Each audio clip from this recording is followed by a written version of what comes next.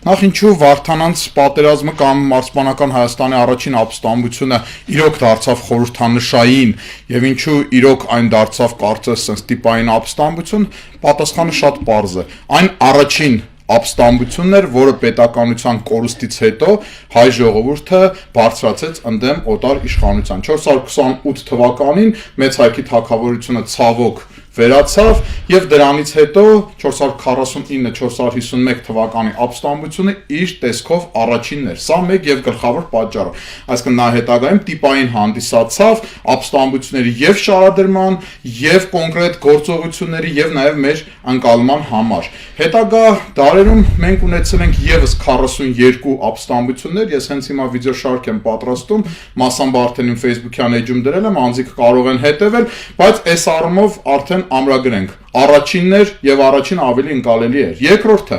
այս ապստամբությունը իր ներկայացման մակարդակով գրեթե աննախադեպ է մեր պատմության մեջ։ Եթե հանենք Տիգրան Մեծի դարաշրջանը, որի կապակցությամբ են վերջի